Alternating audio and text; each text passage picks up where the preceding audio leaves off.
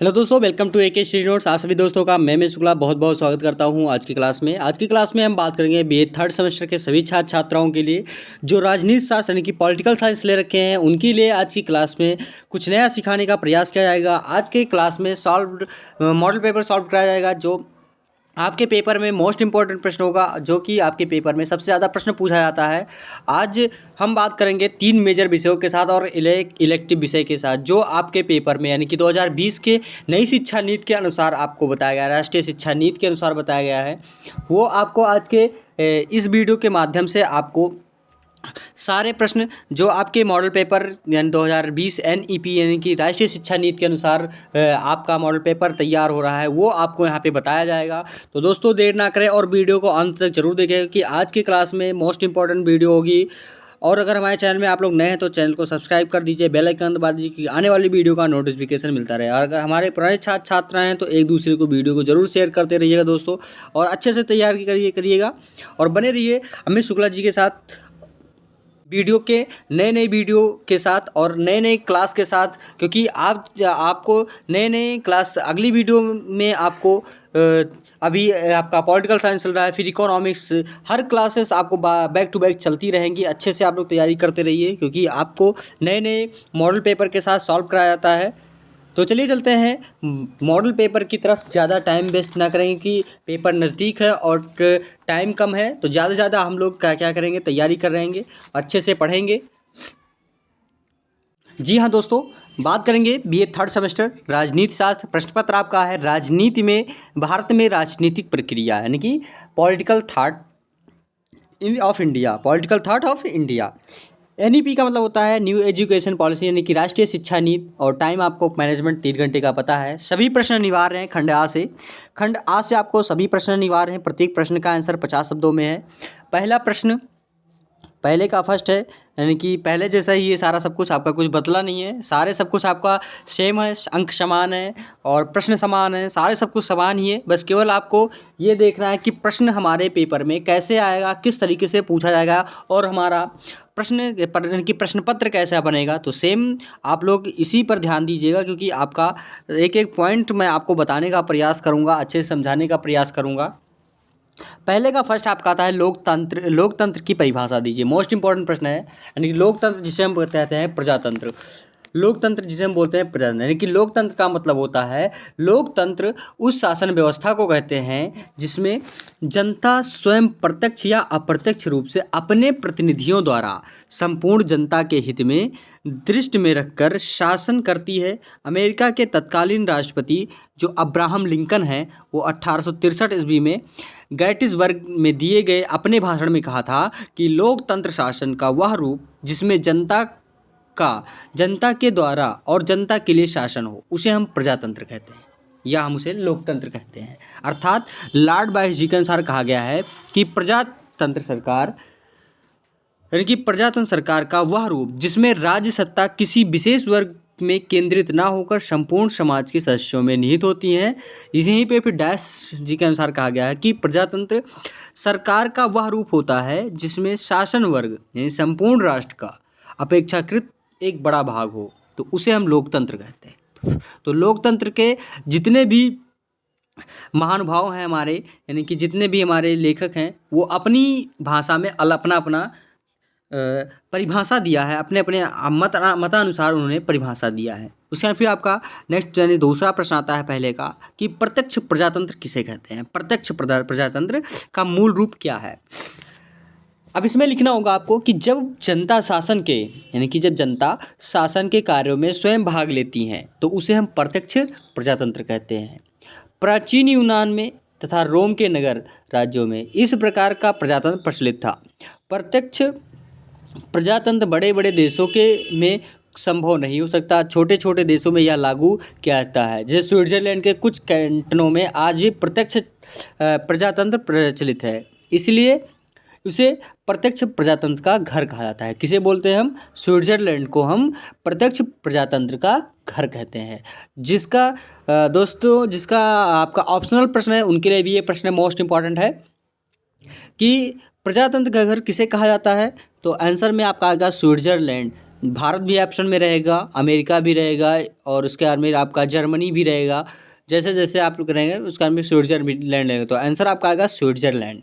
उसके बाद फिर तीसरा प्रश्न आता है पहले का, सांप्रदायिकता का क्या अर्थ है? सांप्रदायिकता का क्या अर्थ है? आंसर में लिखना होगा सांप्रदायिकता का अर्थ वर्गीय भावना जो अपने समूह या वर्ग के लिए विशेष अधिकारों और हितों की रक्षा पर आधारित होती है, उसे हम सांप्रदायिकता का अर्थ कहते हैं। पंडित जवाहरलाल नेहरू जी ने एक बार लिखा था कि सांप्रदायिकता धार्मिक एकता और आधारित पर वर्गीय भावना है, जिसका वास्तविक उद्देश्य उस वर्ग विशेष के लिए राजनीतिक शक्ति और अधिकारों का प्राप्त करना है। यह वस्तुतः गुट मानसिकता है जो स्वयं को किसी धार्मिक संप्रदाय के ऊपर आधारित करती है, लेकिन उसके उद्देश्य राजनीतिक शक्ति एवं संरक्षण प्राप्त करना होता है। क्या करना होता है? उसका जो होता है उद्देश्य वो क्या होता है? राजनीतिक और शक्ति संरक्षण प्राप्त करना होता है, तो इसे सांप्रदायिकता का अर्थ कहते हैं हम। उसका फिर आपका आता है नेक्स्ट प्रश्न, चौथा प्रश्न कि 1861 के भारतीय परिषद अधिनियम को संक्षिप्त व्याख्या कीजिए। भारतीय परिषद अधिनियम को संक्षिप्त व्याख्या कीजिए। मोस्ट इंपॉर्टेंट प्रश्न है ये भी आपका। इसमें लिखना होगा कि इस अधिनियम के द्वारा व्यवस्थापिका और कार्यपालिका के गठन और उनके अधिकारों में परिवर्तन किया गया है। गवर्नर जनरल की कार्यपालिका में सदस्यों की संख्या बढ़ा दी गई है। उन्हें कुछ विभागों के कार्य सौंप दिए गए हैं। कानून बनाने के लिए वायसराय द्वारा परिषद में 6 सदस्य मनोनीत किए जाने लगे हैं। इस परिषद के अनुसार इनके सदस्यों की संख्या 6 से बढ़ाकर क्या कर दिया गया है? 12 कर दी गई है। परिषद के आधे सदस्य गैर सरकारी होते तथा परिषद द्वारा बनाए गए कानून को स्वीकार या अस्वीकार करने का अधिकार भी गवर्नर जनरल को दिया गया था। गवर्नर की सहायता के लिए प्रांतों में भी गवर्नर जनरल की पद की व्यवस्था की गई है, जिसमें 4 से 8 सदस्य होते थे। इसके बाद फिर आपका आता है पांचवा प्रश्न कि राजनीतिक दल की परिभाषा दीजिए। राजनीतिक दल की परिभाषा क्या है? आंसर में लिखेंगे कि एडमंड वर्क जी के अनुसार कहा गया है कि राजनीतिक दल ऐसे लोगों का एक समूह है जो कुछ सिद्धांतों पर सहमत होकर अपने संयुक्त प्रयासों द्वारा जनहित को आगे बढ़ाने के लिए संगठित रहता है, उसे हम राजनीतिक दल कहते हैं। तो ये सर एडमंड वर्क जी के अनुसार कहा गया है। उसके बाद सर गिलक्राइस्ट जी के महोदय जिनके सर कहा गया है, वो अपने भाषा में प्रस्तुत किया है कि राजनीतिक दल नागरिकों का ऐसा संगठित समुदाय है जो कुछ समान विचारों के आधार पर गठित होता है और जो एक राजनीतिक इकाई के रूप में कार्य करते हुए सरकार को नियंत्रित करने का प्रयास करता है। इस प्रकार राजनीतिक दल ऐसे व्यक्तियों का एक निकाय होता है जो सार्वजनिक प्रश्नों और पूर्णतः या आंशिक क्षमता रखते हों तथा सामूहिक प्रयासों द्वारा शासन के अपने उद्देश्य के क्रियान्वयन पर विश्वास करते हों। तो ये होता है आपका राजनीतिक दल की परिभाषा। राजनीतिक दल की परिभाषा। उसके बाद फिर आपका छठा प्रश्न आता है कि क्षेत्रीय राजनीतिक दलों की उत्पत्ति के क्या कारण है। मोस्ट इंपॉर्टेंट प्रश्न ये। उसके बाद इसमें लिखेंगे आप लोग क्षेत्रीय राजनीतिक दलों की उत्पत्ति के क्या कारण है। इसमें लिखना होगा कि सामान्य रूप से राज्य स्तरीय दलों को क्षेत्रीय दल के नाम से संबोधित किया जाता है। भारत में सन 1967 ईस्वी के बाद क्षेत्रीय दलों की उत्पत्ति तेजी से होने लगी और इन दलों ने केंद्रीय राजनीति को प्रभावित किया। इसके कारण अब केंद्र में किसी भी दल को बहुमत मिलना मुश्किल दिखाई दे रहा है। क्षेत्रीय दलों की उत्पत्ति के कारण निम्न है। पहला तो आपका आता है उस क्षेत्र के समुचित आर्थिक एवं सामाजिक विकास ना हो पाना। दूसरा संकीर्ण नेतृत्व। और तीसरा आपका आता है क्षेत्र में लोगों की बढ़ती हुई जागृति। चौथा केंद्र एवं राज्य के मध्य विवादों का होना। पांचवा आपका आता है केंद्र में एक दलीय सरकार के निरंकुशता। और छठा भाषाई आधार पर राज्यों का गठन। तो ये क्षेत्रीय राजनीतिक दलों की उत्पत्ति के कारण है, मुख्य रूप से ये है। फिर सातवां प्रश्न आपका आता है कि भारतीय संविधान में 13वां संवैधानिक संशोधन कौन सा है। अब इसमें लिखना होगा कि 73वें संविधान संशोधन द्वारा 1994 में भारत में पंचायती राज व्यवस्था लागू किया गया और इसके द्वारा ग्राम पंचायतों को संवैधानिक दर्जा दिया गया है। जिस राजस्व गांव को की जनसंख्या 1000 से अधिक है उसे हम ग्राम पंचायत का दर्जा दिया गया और एक प्रधान तथा जनसंख्या के अनुसार 7 से 15 सदस्य चुनने की व्यवस्था की गई। 1000 से कम गांवों की जनसंख्या होने पर उसे समीप के ग्राम पंचायत में जोड़ दिया गया है। ग्राम पंचायतों में अनुसूचित जातियों, जनजातियों, पिछड़ी जातियों, महिलाओं के लिए आरक्षण की व्यवस्था की गई है। ग्राम पंचायतों के मुख्य कार्य हैं पेयजल, यानी मार्ग निर्माण, ग्रामीण आवास, गरीबी उन्मूलन, विद्युतीकरण, पुलिया का निर्माण, जल प्रबंधन, लघु सिंचाई, पशुपालन, मत्स्य उद्योग आदि। ये होता है ग्राम पंचायतों के मुख्य कार्य। उसके बाद में फिर आपका आता है नेक्स्ट प्रश्न, 8वां प्रश्न कि बलवंत राय मेहता समिति ये किसके लिए होता है, किसके लिए महत्वपूर्ण है। पंचायती राज व्यवस्था की दिशा में विचार करने के लिए 1957 ईस्वी में बलवंत राय मेहता की अध्यक्षता में एक समिति का गठन किया गया और इस समिति में अपने रिपोर्ट में यह सिफारिश की कि लोकतांत्रिक विकेंद्रीकरण के लिए पंचायत राज संस्थाओं की शुरुआत की जानी चाहिए और समिति का कहना था कि स्थानीय स्वशासन को मजबूत करने के लिए त्रिस्तरीय व्यवस्था होनी चाहिए। कौन कौन सा, यानी कि ये त्रिस्तरीय जो व्यवस्था होनी, किसका सजेशन था, बलवंत राय मेहता समिति का। तो कौन कौन सा, पहला तो आता है ग्राम स्तर पर ग्राम पंचायत, दूसरा आता है खंड स्तर पर पंचायत समिति और तीसरा आता है जिला स्तर पर जिला परिषद। यानी कि इन संस्थाओं को प्रशासन की वास्तविक शक्ति तथा उत्तरदायित्व प्रदान किया जाए और सामाजिक विकास के कार्यक्रम इन्हीं संस्थाओं के माध्यम से चलाया जाना चाहिए। यानी कि ये जो बलवंत राय मेहता समिति है, इन्होंने अपना ये सजेशन यानी कि इस समिति को गठन किया और इस समिति में अपना रिपोर्ट सिफारिश करके एक लोकतांत्रिक विकेंद्रीकरण प्रस्तुत किया। उसके बाद फिर आपका आता है नेक्स्ट प्रश्न, 9वां प्रश्न आता है कि पंचायती राज व्यवस्था पर गठित समितियाँ। इसमें आता है कि पंचायती राज व्यवस्था पर गठित समिति के नाम हैं। पहला तो आपका आता है बलवंत राय मेहता समिति जो 1956 से 57 तक है, 1956 से 57। उसके बाद में दूसरा आपका आता है अशोक मेहता समिति। अशोक मेहता समिति है आपका 1977 तक। उसका फिर आपका तीसरा गठित हुआ राव समिति जो 1985 में है। राव समिति क्या है, 1985 में ये आया है। फिर चौथा आपका आता है सिंधवी समिति। कौन सा, सिंधवी समिति। ये किसके कब आया था, ये इन्होंने कब पारित किया, 1987 ईस्वी में। और उसका फिर 5वां समिति आया थुंगन समिति जो 1988 में पारित किया गया। तो ये अलग अलग से अपनी पंचायती राज व्यवस्था में समितियाँ गठित हुई। उसके बाद फिर आपका आता है नेक्स्ट प्रश्न 10वां नंबर की प्रादेशिक निर्वाचन आयोग पर प्रकाश डालिए। प्रादेशिक निर्वाचन आयोग पर प्रकाश डालिए। इसमें लिखना होगा आपका कि भारत में यानी कि प्रादेशिक निर्वाचन आयोग की व्यवस्था की गई। निर्वाचन आयोग की सहायता के लिए प्रत्येक राज्यों में प्रादेशिक निर्वाचन आयोग का गठन किया गया। आयोग के सदस्यों की नियुक्ति राष्ट्रपति द्वारा की जाती है। यह एक संवैधानिक संस्था है जो कार्य केंद्रीय निर्वाचन आयोग के कार्यों में सहायता करना होता है। इसके लिए अतिरिक्त प्रादेशिक निर्वाचन आयोग नगर पालिका एवं ग्राम पंचायतों के चुनाव संपन्न कराता है। राज्य की मतदाता सूचियाँ तैयार करना एवं उसमें संशोधन करवाना इसी का कार्य होता है। राज्य के निर्वाचन आयुक्त को उच्च न्यायालय के न्यायाधीश के समान अधिकार प्राप्त होता है और उनकी सेवा शर्तें उच्च न्यायालय के न्यायाधीश के समान ही होता है। तो ये प्रादेशिक निर्वाचन आयोग होते हैं। तो आई होप वीडियो आप लोग को अच्छी लग रही होगी। आप लोग ज़रूर वीडियो को अंत तक देखिएगा और अगर वीडियो अच्छी लगी हो तो ज़रूर लाइक कर दें, चैनल को सब्सक्राइब कर दीजिए, प्लस में बेल आइकन दबा दीजिए क्योंकि आने वाले वीडियो का नोटिफिकेशन आप लोग को तो बिल्कुल मिलता रहे और अच्छे से आप लोग तैयारी कर सकें। तो चलिए चलते हैं सेक्शन बी की तरफ। अब सेक्शन बी में आपका आता है निखंडवा में केवल 5 प्रश्न अनिवार्य है। प्रत्येक प्रश्न का आंसर 2 शब्द होने की पुनरावृत्ति बात करेंगे कि जो ये आपका सारा है वो पुनरावृत्ति है। दूसरा आपका आता है कि आज़ादी के पश्चात, दूसरा प्रश्न है कि आज़ादी के पश्चात लोकतांत्रिक व्यवस्था पर प्रकाश डालिए। मोस्ट इंपॉर्टेंट प्रश्न। अब इसमें लिखना होगा कि आज़ादी के पश्चात लोकतांत्रिक राजनीतिक व्यवस्था पर प्रकाश डालिए। आंसर में आएगा आपका कि उपनिवेश काल, अंग्रेजी शासन जिसे कहते हैं, उपनिवेश काल के समय सभी वयस्क नागरिकों को मत देने के अधिकार नहीं था।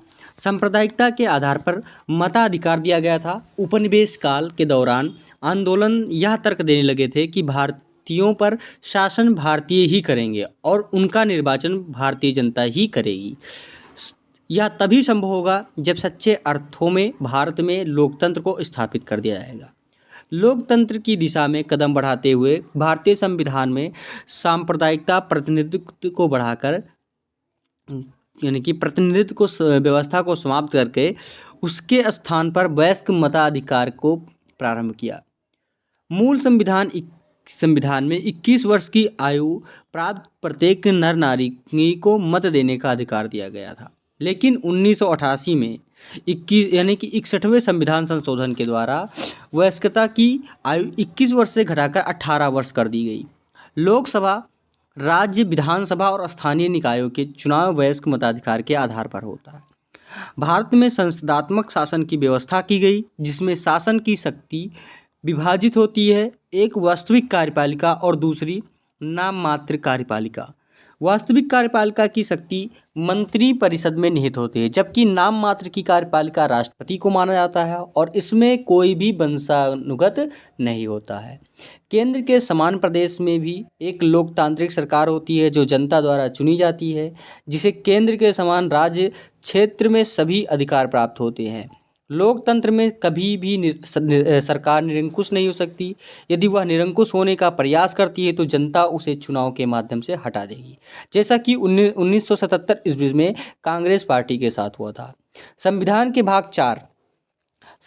भाग 4 में नीति निर्देशक तत्वों के अंतर्गत स्थानीय सरकार के गठन की बात कही गई। देश में स्थानीय सरकार के स्थानीय निकाय की संज्ञा दी गई, जिसमें 2 प्रकार की स्थानीय निकायों का गठन किया गया।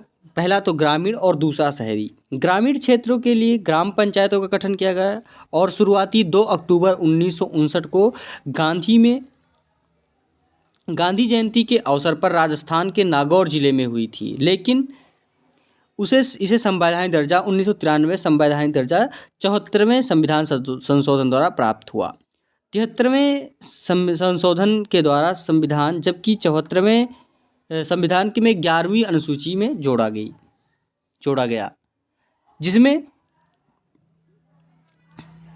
पंचायती राज व्यवस्था का उल्लेख किया गया, जबकि 74वें संविधान संशोधन द्वारा संविधान में 12वीं अनुसूची में जोड़ी गई और जिसमें शहरी निकायों का उल्लेख हुआ। और इस प्रकार भारत में आज़ादी के पूर्व लोकतांत्रिक प्रक्रिया का प्रारंभ हुआ था। वह आज़ादी के बाद तीव्र गति से आगे बढ़ा और आज यह विकास की तरफ अग्रसर है। भारतीय संविधान में लोकतांत्रिक प्रक्रिया का प्रमुख स्थान दिया गया। तो ये था आज़ादी के पश्चात का लोकतांत्रिक राजनीतिक व्यवस्था। तीसरा प्रश्न आपका था कि पंडित जवाहरलाल नेहरू के नेतृत्व में गठित अंतरिम सरकार पर प्रकाश डालिए। बहुत ही मोस्ट इम्पॉर्टेंट प्रश्न है ये आपका। अब इसमें लिखना होगा कि 1945 के आम चुनाव में ब्रिटेन में मजदूर दल की सरकार बनी और उसके नेता इटली के प्रधानमंत्री हुए। वे उदारवादी एवं श्रमिक नेता थे।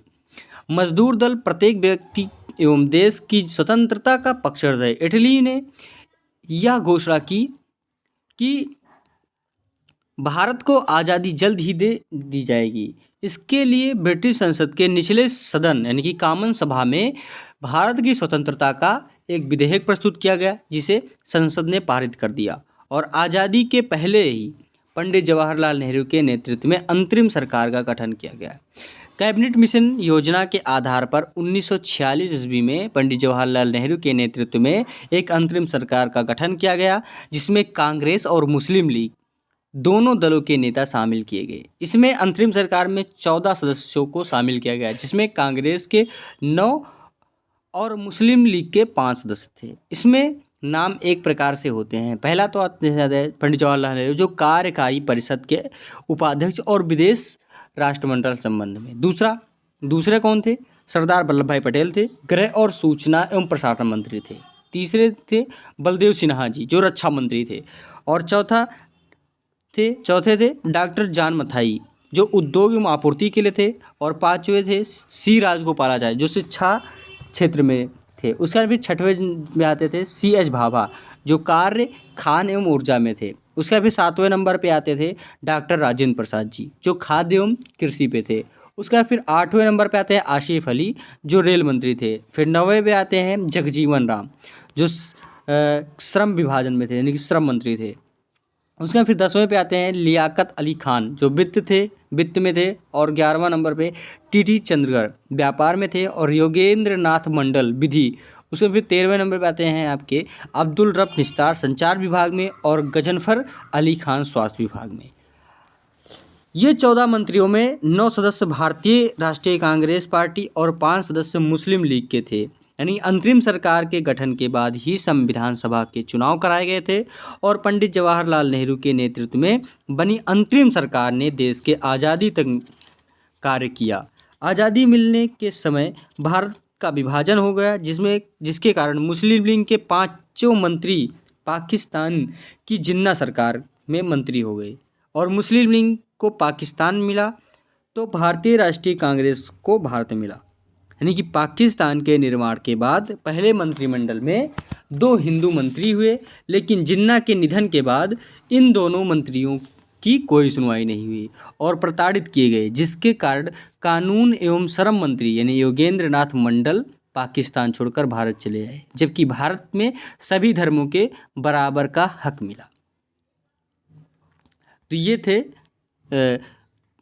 यानी कि पंडित जवाहरलाल के नेतृत्व में गठित अंतरिम सरकार। चौथा प्रश्न आपका आता है, भारतीय संविधान में अर्धसंघात्मक शासन पर प्रकाश डालिए। यानी कि भारतीय संविधान में अर्धसंघात्मक शासन, इसमें लिखना होगा आपको अर्धसंघात्मक शासन में कि भारतीय संविधान के कुछ विचारकों ने अर्धसंघात्मक कहकर पुकारा है। यद्यपि भारत में यानी कि भारत में संघात्मक शासन को अपनाया गया है, लेकिन इसमें कुछ लक्षण एकात्मक शासन के दिखाई देते हैं। ऐसा इसलिए किया गया है जिनमें राज्य सरकारें निरंकुश न होने पाए। अतः भारतीय संविधान को अर्धसंघात्मक कहा जाए तो कोई गलत नहीं होगा। भारतीय संविधान को निम्न कारणों से संघात्मक कहा जाता है, जिसको हम उल्लेख निम्नलिखित कहा संविधान में उपलब्ध है। पहला, लिखित एवं निर्मित संविधान है। दूसरा, केंद्र और राज्य के मध्य शक्तियों को स्पष्ट विभाजन है। और तीसरा, केंद्र और राज्य की अलग अलग सरकारें हैं। चौथा आपका आता है संविधान की सर्वोच्चता। पांचवा आपका आता है न्यायपालिका की निष्पक्षता। यानी इस प्रकार भारतीय संविधान द्वारा भारत में संघात्मक शासन को अपनाया गया है। इस संबंध के सी वियर जी ने कहा है कि संविधान के द्वारा केंद्र और राज्य अपनी अपनी शक्तियों का उपयोग कर सकते हैं। दोनों एक दूसरे के स्वतंत्र हैं। ना तो केंद्र राज्य की समाप्त कर सकता है और ना ही राज्य केंद्र को समाप्त कर सकता है। संविधान की व्याख्या का अधिकार न्यायपालिका को दिया गया है। राज्य सरकारें केंद्र को चुनौती ना दे सके, इसके लिए केंद्र को शक्तिशाली बनाया गया है। यदि राज्य सरकारों को अलग होने का अधिकार मिल जाएगा तो सोवियत संघ की तरफ भारत भी विभाजित हो जाएगा। इसीलिए राज्यों पर कुछ प्रतिबंध लगाए गए हैं। ऐसी स्थिति में केंद्र को शक्तिशाली बनाया गया है और संविधान में एकात्मक शासन के कुछ लक्षणों की व्यवस्था की गई है। जैसे नंबर 1, संविधान द्वारा शक्तियों को विभाजन केंद्र पक्ष में किया गया है और क्या क्या है, अवशिष्ट शक्तियां केंद्र को सौंप दी गई है। दूसरा आपका आता है किसी भी राज्य की सीमा में परिवर्तन करने का अधिकार केंद्र को दिया गया है। तीसरा, किसी भी राज्य को विभाजित करने के लिए अधिकार केंद्रीय संसद को दिया गया है। जैसे जम्मू कश्मीर से लद्दाख को अलग किया गया है। चौथा, देश के सभी नागरिकों को इकहरी नागरिकता प्राप्त है और वह भारतीय नागरिकता ही है। पांचवा, भारतीय संविधान में संकट काल में पूरी तरह से एकात्मक हो जाएगा। छठा, राज्यपालों की नियुक्ति राष्ट्रपति द्वारा की जाएगी। राज्यपाल राष्ट्रपति के प्रसाद पर्यंत ही वो अपने पद पर रहते हैं। सातवां, राज्य में राष्ट्रपति शासन के दौरान राज्यपाल राष्ट्रपति के अभिकर्ता के रूप में कार्य करता है। आठवां, उच्च सदन अर्थात राज्यसभा में राज्यों का समान प्रतिनिधित्व नहीं किया दिया जाएगा, उसका आधार जनसंख्या है। नौवां, केंद्र शासित प्रदेशों पर भारत सरकार का पूर्ण नियंत्रण होता है और इन्हीं क्षेत्रों का प्रशासन राष्ट्रपति द्वारा नियुक्त प्रशासक के माध्यम से किया जाता है। इस प्रकार भारतीय संविधान संघात्मक होते हुए भी एकात्मक के लक्षण दिखाई देते हैं। यानी केंद्र सरकार को शक्तिशाली इसलिए बनाया गया है जिससे देश की एकता एवं अखंडता कायम रहे। एकता और अखंडता कायम रहे। संविधान में एकात्मक एवं संघात्मक दोनों प्रकार के लक्षण दिखाई देते हैं, इसलिए भारतीय संविधान को हम अर्धसंघात्मक भी कहा जाता है। उसके बाद फिर आपका आता है 5वां प्रश्न कि दल प्रणाली के विभिन्न स्वरूपों यानी कि विभिन्न रूपों का वर्णन कीजिए। स्वरूपों का वर्णन, इसमें आपका आता है अध्ययन सुविधा के लिए दल प्रणाली को 3 वर्गों में रखा जाता है। पहला तो एक दल प्रणाली, दूसरा द्विदल और तीसरा बहुदलीय प्रणाली। एक दलीय में आपका आता है कि प्रथम महायुद्ध के बाद एक दल प्रणाली का उदय हुआ, जिसमें रूस, जर्मनी, इटली, चीन तथा कई यूरोपीय देशों में भी इस प्रकार का शासन प्रचलित हुआ। एक दल शासन प्रणाली में राज्य में कोई अन्य दल नहीं होने पाता है, वे अन्य दल का अस्तित्व ही सहन नहीं कर सकते, यही दल शासक होता है। यद्यपि ये लोग जनता के समस्त वर्गों में से अपने सदस्य चुनते हैं, लेकिन इस प्रकार के दलीय शासन अधिनायक तंत्र कहलाता है। एक दल प्रणाली जनता की अपेक्षा शासकों के आदेशों का महत्व देता है, तो दूसरी ओर एक दल शासन सरकार की नीति में एकता और ठोसपन होता है। लेकिन इस यंत्र की निषेध समझा गया है, इसे दलदल तानाशाही की संज्ञा दी जाती है। एक दल प्रणाली में विभिन्न विचारधाराओं में केवल एक ही विचारधारा प्रतिनिधित्व होता है, जो भाषण तथा लेखन की स्वतंत्रता का लोप होता है। यानी इसके निर्णय बिहाइंड द आयरन सर्टेन यानी कि अति गोपनीय रखे जाते हैं। प्रजा की उनकी आलोचना करने का अधिकार नहीं होता है। यद्यपि इस प्रकार के दल अपने को प्रजातंत्रीय पद्धति पर आधारित होने का दावा करते हैं। उसका फिर आपका द्विदलीय पद्धति। द्विदलीय पद्धति में क्या आता है कि प्रजातंत्र की सफलता के लिए दल प्रणाली आवश्यक है। विभिन्न देशों के दल प्रणालियों को अपनी अपनी विशेषताएं होती हैं। द्विदल प्रणाली में मतदाता प्रत्यक्ष रूप से इस बात का निर्णय करते हैं कि देश में किस दल का शासन उचित होगा। यह प्रणाली जनता को शासन और निर्माण और उसकी नीतियों अधिक नियंत्रण रखने का क्षमता प्रदान करती है, इसलिए अधिक प्रजातंत्रात्मक है। द्विदलीय पद्धति मुख्य रूप से 2 दल होते हैं। शासन की शक्ति इन्हीं दोनों के पास चक्कर लगाती है। एक दल सत्ता होता है तो दूसरा दल मुख्य विपक्षी होता है। ब्रिटेन, अमेरिका और न्यूजीलैंड में द्विदलीय पद्धति प्रचलित है। द्विदलीय प्रणाली में शासन की आलोचना अपेक्षाकृत अधिक नियमित, अनियंत्रित, क्रमबद्ध एवं संयत होती है।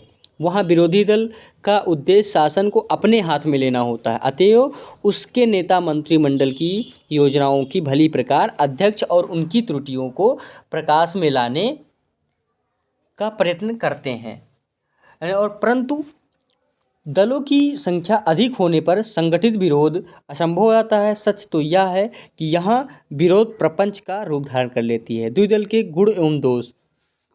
द्विदलीय के गुण एवं दोष कौन कौन से हैं? द्विदलीय के गुण हैं सरकार की स्थिरता अस्वाभाविक है, शासन नीति में एकरसमता आती है, शासन की आबाद गति होती है, सरकार की स्पष्ट उत्तरदायित्व होता है, निर्वाचन की सरलता होता है और संगठित विरोध होता है। और द्विदलीय के प्रणाली के दोष कौन कौन से हैं कि मानव स्वभाव के 2 भागों में विभाजन हो जाता है। उसका फिर आता है कि कार्यकारिणी की तानाशाही होता है, विधानमंडल की प्रतिष्ठा कम हो जाती है और यह दूषित प्रणाली को प्रोत्साहन देता है। तो ये द्विदल के प्रणाली के दोष और गुण थे। उसका फिर तीसरा आपका आता है बहुदलीय प्रणाली। बहुदलीय प्रणाली 2 से अधिक राजनीतिक दल होते हैं, उसे हम बहुदलीय प्रणाली कहते हैं। जैसे Bharat, France, Holland, Italy, Canada आदि देशों को इसी श्रेणी में रखा जाता है। जिन देशों में राजनीतिक दलों की संख्या अधिक होती है वहाँ इस बात का पूर्ण निश्चय लगभग असंभव हो जाता है कि शासन की सत्ता किस दल के हाथ में जाएगी। इसके अतिरिक्त कभी कभी मिश्रित मंत्रिमंडल को नीति भी विभिन्न दलों के पारस्परिक समझौते पर परिणाम होती है। बहुदलीय प्रणाली से लाभ मतदाताओं को अधिक स्वतंत्रता होता है, तानाशाही संभव नहीं है, सभी विचारधाराओं की व्यवस्थापिका में प्रतिनिधित्व होता है, राष्ट्र 2 विरोधी गुटों में नहीं बांटता है। बहुदलीय प्रणाली के दोष कौन कौन से हैं? इसमें आता है शासन की अस्थिरता आती है, उसके बाद फिर शक्तिशाली विरोधी का प्रभाव आता है, उसके कार्यपालिका का निर्बल स्थिति होती है और कार्यकुशलता में कमी आती है, दीर्घकालीन नियोजन में संभव नहीं हो पाता है। तो ये आते हैं दल प्रणाली। उसका फिर छठवां प्रश्न आता है आपका, छठा प्रश्न आता है कि दबाव समूहों के कार्य बताइए। दबाव समूहों के कार्य कौन कौन से हैं। अब इसमें लिखना होगा दबाव समूह में कार्य। इसमें लिखना होगा कि आज के युग में दबाव समूह की भूमिका काफ़ी बढ़ गई है, इसलिए उसके द्वारा अपने हितों को ध्यान में रखते हुए विभिन्न क्षेत्रों में महत्वपूर्ण कार्य किए जाते हैं। जो दबाव समूहों द्वारा किए जाने वाले प्रमुख कार्य निम्न हैं। पहला, अपने सदस्यों के हितों में पूर्ति के लिए प्रयत्न करना। दूसरा, जनमत के निर्माण में सहायक। तीसरा, लोकतंत्र के संचालन में सहायक। चौथा, कार्यपालिका की निरंकुशता पर प्रतिबंध। और पांचवा आपका आ जाता है कि निर्वाचन कार्य में सहायक। और सातवां, राजनीतिक चेतना के निर्माण में सहायक। और आठवां आपका आता है कि व्यक्ति और सरकार के मध्य संचार के साधन। तो ये आते हैं दबाव समूहों के कार्य। उसके बाद फिर सातवां प्रश्न आपका आता है दोस्तों कि भारत में चुनाव सुधारों पर संक्षिप्त टिप्पणी लिखिए। यानी कि चुनाव सुधार कौन कौन से हैं। भारत में अब तक लोकसभा में 14 आम चुनाव हो चुके हैं। इन सभी चुनावों में कुछ कमियां देखने को मिली हैं, इसलिए समय समय पर चुनाव में सुधार करने के लिए सुझाव देने के लिए विभिन्न समितियों एवं आयोग का गठन किया गया है। इन आयोगों ने अपने सुझाव यानी कि सरकार को सौंप दिए, लेकिन कुछ सुझाव पर ही अब तक ध्यान दिया जा सका है। तारकुंडे समिति की सिफारिशें कौन कौन सी हैं कि चुनाव सुधारों पर सुझाव देने के लिए सबसे पहले महाराष्ट्र उच्च न्यायालय के न्यायाधीश BM तारकुंडे की अध्यक्षता में एक समिति का गठन किया गया है और इस समिति में निम्न सुझाव दिए हैं। पहला, मताधिकार की आयु 21 से घटाकर 18 वर्ष कर दी गई। चुनाव में राजनीतिक दल अपनी आय व्यय का ब्यौरा रखे। और तीसरा आपका आता है कि राजनीतिक दलों को सरकार की तरफ से चुनावी खर्च दिया जाए। चौथा, चुनाव के समय सरकार केवल काम चलाऊ रूप में कार्य करे। और पांचवा आपका आता है निर्वाचन आयोग की सहायता के लिए राज्य निर्वाचन आयोग का गठन किया। उसका फिर मुख्य चुनाव आयुक्त यानी कि श्यामलाल सकधर जी का सुझाव। तत्कालीन चुनाव आयुक्त ने 9 जुलाई 1981 को चुनाव आधार के लिए निम्न सुझाव दिए गए। पहला, मतदाताओं का परिचय पत्र दिया जाए। चुनाव खर्च राज्य सरकार वहन करे। उसका फिर दिनेश गोस्वामी समिति के सुझाव कौन कौन से हैं। सन 1990 में राष्ट्रीय मोर्चा सरकार ने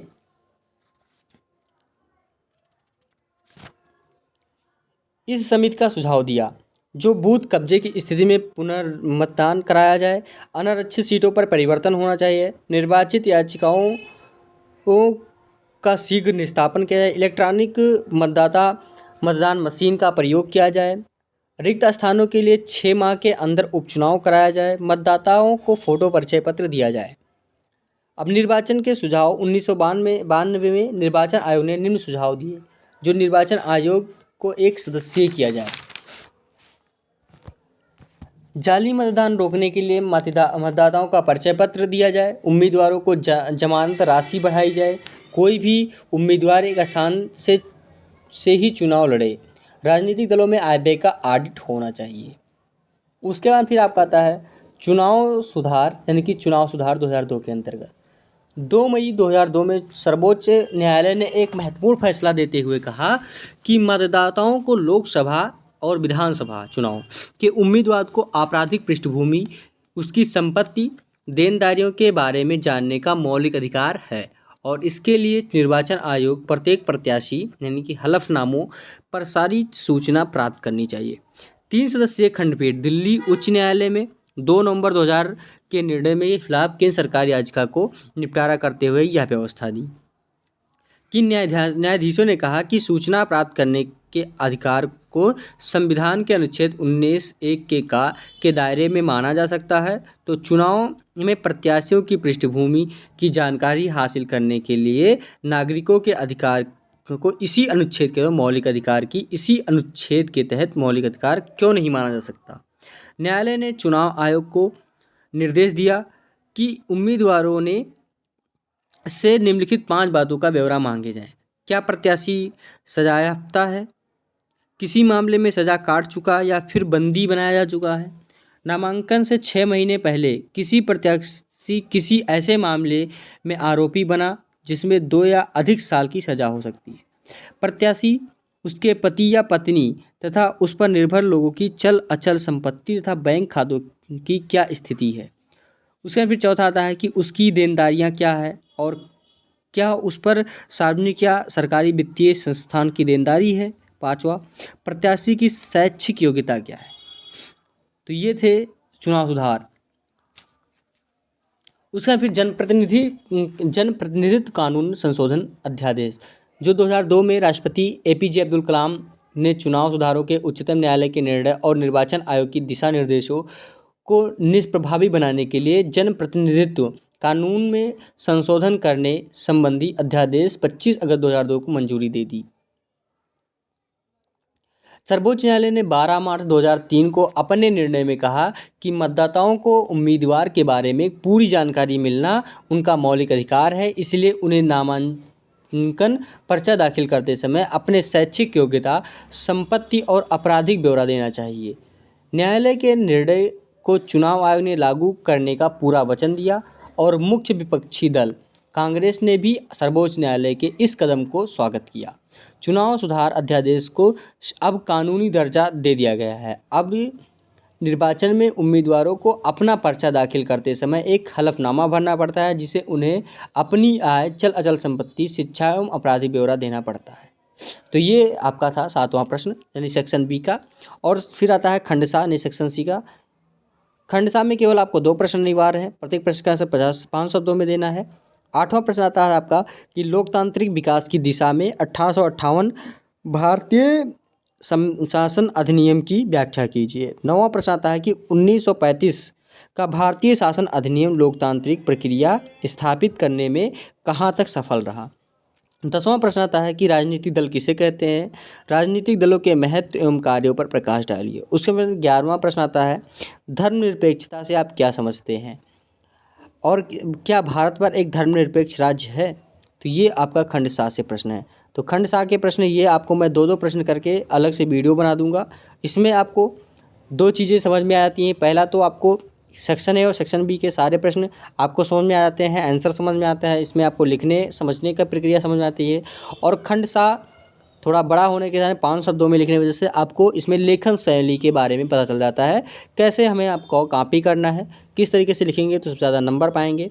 तो ये चीज़ें आपको मैं अलग से वीडियो बना दूंगा, जिसमें होगा टेक्स्ट राइट होगा, जिसमें आपको अच्छे से समझ में आ जाएगा, हेडिंग समझ में आ जाएगा, कैसे कॉपी लिखेंगे तो अच्छे से ज़्यादा मतलब सबसे ज़्यादा अंक प्राप्त करेंगे। तो ये चीज़ें ध्यान में रखते हुए हम आपको अलग अलग तरीके से सारा चीज़ बताने का प्रयास करता हूँ। तो दोस्तों बने रहिए वीडियो के अंत तक। और अगर हमारी वीडियो आप लोग को अच्छी लगी हो तो ज़रूर लाइक कर दें, चैनल को सब्सक्राइब कर दीजिए, बेल आइकन दबा दीजिए, क्योंकि आने वाली वीडियो का नोटिफिकेशन आप लोगों तक बिल्कुल मिलता रहे। अगर आपको PDF चाहिए तो यूट्यूब के डिस्क्रिप्शन बॉक्स में टेलीग्राम चैनल का लिंक दिया गया है, वहाँ से आप लोग जुड़कर बिल्कुल फ्री ऑफ कॉस्ट PDF प्राप्त कर सकते हैं।